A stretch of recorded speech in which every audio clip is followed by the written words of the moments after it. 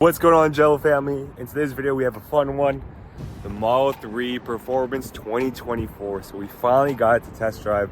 My reps from Tesla hit me up and they're like, hey Jello, you test drive the car for me. So let's jump in, let's check the car out. I'm super excited for this one. Let's do it, Jello fam.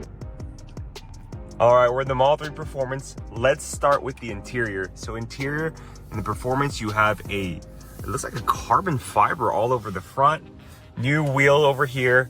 It is the new steering wheel that they have on the Model 3 Highland, which is no more stocks, which is interesting. You're gonna have to flick up and down over here to start your car. And then look at the screen. Screen has stayed the same. The center console is pretty similar too, except since they changed this to kind of a more sleeker look. You still have the wireless charging over here. And then you have the new bucket seats. These bucket seats are pretty nice. So these seats are kind of different for the Model 3 Performance. You do have like this badge over here now, and these seats do hug you, and you have ventilated seats. I have a Model S long range over there, and I can tell it is much different with regards to the Performance seats. They are more snug on the body. So let's see how this car performs. I'm really excited to try it out. Overall, this has all stayed the same. You still have the same kind of like a visor over here. Lights stay the same. Cabin camera. You have the hazard lights up here, and then you got basically the interior in the back. Pretty nice. So here's the whole configuration of the car. It looks like it's $56,380 after everything. So you have the Model 3, and then you have the Performance, which is actually $20,000, and then everything's all included. So $56,380 with a $7,500 tax rebate. All right, let's jump in this bad boy. Also, forgot to mention this over here. All stayed the same. Looks very nice. Interior is mainly the same. It just like so changed the seat, as well as the screen. No more stock. So we're gonna see how this car performs. One of the features too is the acceleration. So the acceleration, it looks like you can change it from chill to standard to insane, which is what I saw in the Model S over here. And then handling can be standard or sport. I'm gonna go sport, and then for steering, I like to go light. You also have a track mode, so you can auto shift out of park beta. This just basically you put your foot on the gas, or not the gas, on the brake, and then you can shift forward or back once you have your seatbelt on. You just use the cameras to determine where you are. So we're gonna start the car and let's do this test drive. Flick up, and we are off, Jello fan. This is kind of cool.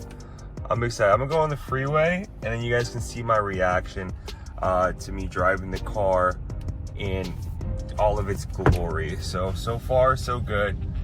Suspension feels smooth, nothing crazy right now. Ooh. Yeah, and those of you curious, I have a Model S. I've had the first Model 3 Performance, or not the first one, but the ones with the Uber turbine wheels, and then now test driving this just to see how it feels, how it looks, see if we like it. So we're at kind of like a full stop. I'm gonna actually take it to the back roads first. All right, guys, so we're driving just on the back roads. All right, little bit bumpy suspension here. Cabin noise is really quiet though. I think it's a lot quieter than the typical Model 3 where you're driving and you just hear a whole bunch of wind. I was in a kind of like earlier 2018 Model 3 just for a rental because I had it on service, and that cabin noise was super loud. This extremely quiet, super nimble, fun to drive, but it does feel a lot smaller than the Model S. Model S is like their premium car, so kind of going from that to this, you definitely feel the size of the car. It's a lot smaller. Like my hands, like it feels kind of a little bit cramped in here, right? But car is extremely fast, quick, and nimble, and I really do love the way the car looks. So right now I'm just driving normally. I think the suspension actually, now that I've driven a little bit better, it's pretty good. It's really good. But of course, you're gonna have a bumpier ride because this is a performance car. So let's go over here. I'm just driving here locally in the Bay Area. And I'll do the back roads, see what it's like.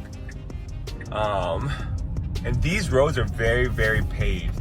If that's any consolation, roads are extremely paved here in the Bay Area.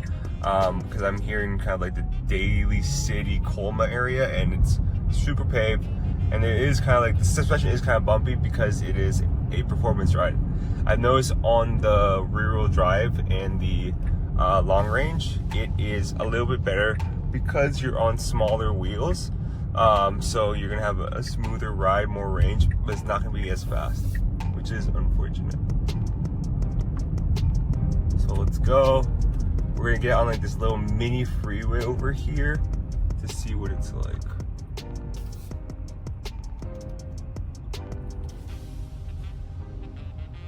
All right, guys, we're gonna accelerate